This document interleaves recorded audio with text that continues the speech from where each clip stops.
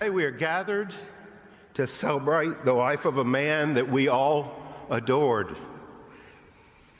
At the beginning of a journey that began June 12, 1924, George Herbert Walker Bush was born into the cradle of a loving family that held fast to the values of friendship and family and faith, of integrity, honesty, and loyalty, of character, courage, and service. Now, at the end of that journey, that cradle that sustained him throughout his 94 years of life has released him into the loving arms of his Heavenly Father. The end depends on the beginning, and this is a good ending, because from the very beginning, George Bush was committed to a life not for himself, but for others. That was the Reverend Russell Levinson Jr. exactly 4 years ago today, delivering the memorable opening lines of the homily at the funeral in Houston for President George H.W. Bush. The Reverend is the author of a new book titled Witness to Dignity, The Life and Faith of George H.W. and Barbara Bush. He also is rector of St. Martin's Episcopal Church in Houston, the largest Episcopal church in North America, and he joins us now. Reverend, thanks so much for being with us. We appreciate it. So fascinated to hear your insights into the former president and first lady. We've known them publicly to live their lives with integrity and with dignity. Especially, I'm reminded of the letter that the former president wrote, left for Bill Clinton, even though he suffered a defeat that was obviously devastating to him. But with grace and dignity, he went on and encouraged the next president. Tell us a little bit about the man and the woman that you knew in a way that the rest of us perhaps didn't. Well, thank you, William. It's really delightful to be on. I will say I was watching a little bit as we came in, so I'm glad we're kind of moving from cheap dates and high liquor prices to something. Yes, from Donnie to Reverend. Although I perfectly understand. Yeah. Tis the season, but but tis the season for a book like this too, I think.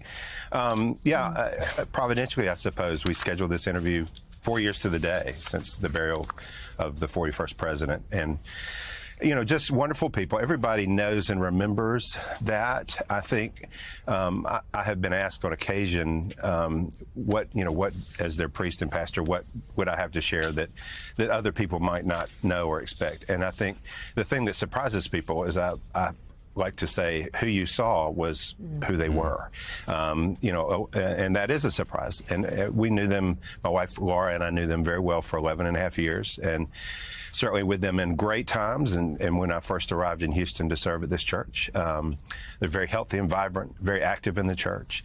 As their years increased, I think what we saw and what I try to lift up in the book is a life of continued service, self-sacrifice, and dignity. They showed us how to live with dignity, how to serve with dignity, how to age with dignity, and in the end, how to die with dignity. And that really was the impetus to kind of share the book, but particularly in the time in which we live, in which I think we need important reminders like that are offered in their life. There are matters with which I had spoken with the president over the years in confidence, and I will not share those, but this I can share. And it is what I told that reporter. I suppose what would surprise people is that there really are no surprises. There are no skeletons lurking in their closet. The public life and the private life were lived in the same way. What you and I were fortunate to see is what you and I got. There was no broken continuum between the person I came to know and the person the world saw. And I know that you spoke to members of the family, including the 43rd president, to get the blessing to write this book, Witness to Dignity. And you spent time with both of them, President H.W. Bush and Barbara, up until the moment they died. And I'm wondering what you learned, how you were impacted, how they might have changed you in having that very, very intimate and personal time with them.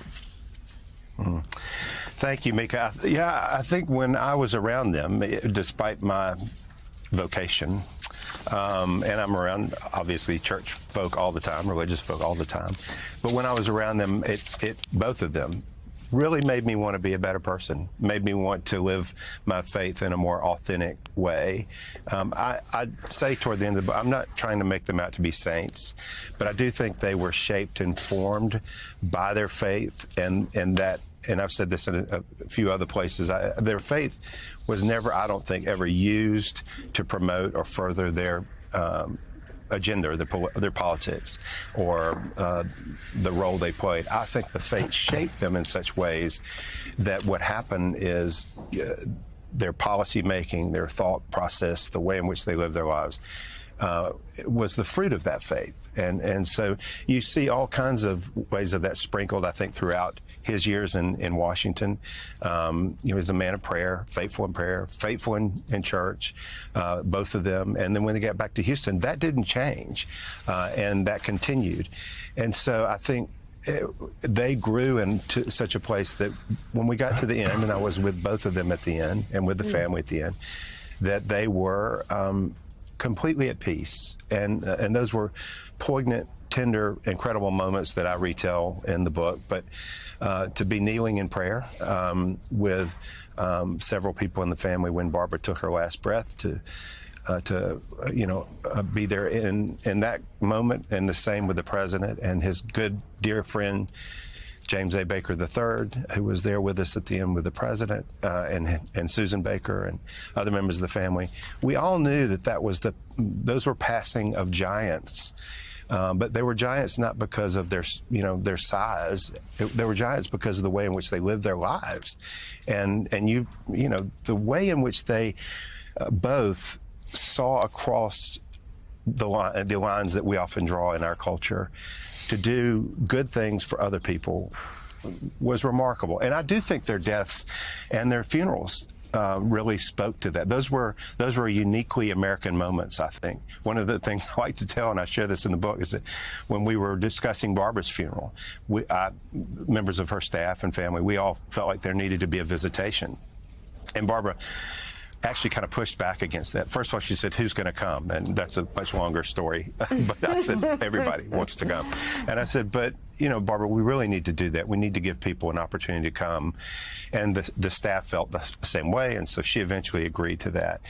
And that took a lot of security and a lot of setup and those kinds of things. But, when it happened, 8,000 people came through in about 12 hours. And that was people of every color, every faith tradition. I think we had Christians, Muslims, Jews, we had Buddhists, we had people who probably didn't believe at all. We had Republicans, Democrats, independents, and they came through to pay their respects to Barbara in the same way they did for the president just 4 years ago. And that was about 12,000 people that came through in 12 hours. Because they hunger for, and as we all do, to be drawn into places of honor and dignity and integrity and character. And I think they did that in such wonderful ways. The new book is Witness to Dignity, The Life and Faith of George H.W. and Barbara Bush. Reverend Russell Levinson, Jr., thank you very much for being on. Thanks for having me on. Good. God bless you. Good to have Thanks. you.